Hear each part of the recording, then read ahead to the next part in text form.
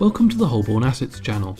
In this series, we look at major events in the history of economics that help to shape the world we live in today. If you think of an event we missed, or there's some topic on money and finance you'd like us to discuss, just leave a comment and it'll help us make the videos you want to see.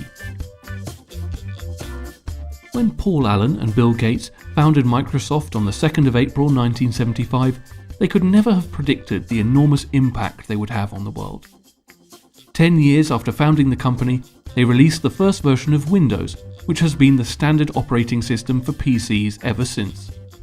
A few months later, the company went public on the stock market and made 4 billionaires and 12,000 millionaires out of its employees. Microsoft Office came out in 1990, and it's now thought to be installed on around 1 billion computers around the world. As the internet became a greater part of computing, the brand began to spread, developing email tool Outlook and Internet Explorer. However, they eventually lost the battle to Google, with Gmail and Chrome now being the dominant email and browser tools, as well as Firefox. Microsoft still dominate the PC operating system market though, even holding the top 4 positions. Windows 7 has 49%, Windows 10 has 27%, Windows 8.1 has 7%, and Windows XP has 5.5%.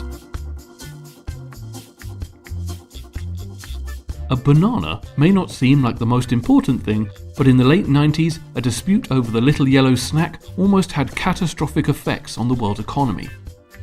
On the 7th of April 1999, the World Trade Organization ruled that the EU was breaking free trade rules by giving preferential treatment to its ex-colonies in the Caribbean when it came to the importing of bananas.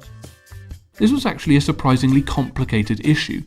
In 1976, the European Economic Community, which is now the EU, signed the Lomme Convention. Its aim was to allow many African, Caribbean and Pacific countries to bring products to Europe without paying duty on them, as well as some other aid programs too. US companies controlled most of the banana trade from South America, and the Caribbean was only supplying 7% of Europe's imports. But the US took issue with this in the 90s, probably because they were worried about their $3 billion deficit. And although the ruling went in the US's favour, they didn't think the EU were doing enough to fix it and started overtaxing some EU products. Cashmere from Scotland, for example, was hit with a 100% import tax, which would have crippled the industry. In 2001, they eventually came to an agreement, and the EU did have to give up its preferential treatment of its Caribbean producers.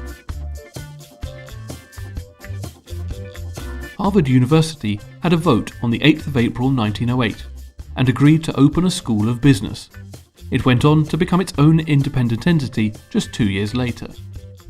Its original idea was to be similar to the Paris École des Sciences Politiques, which focused on teaching politics and government.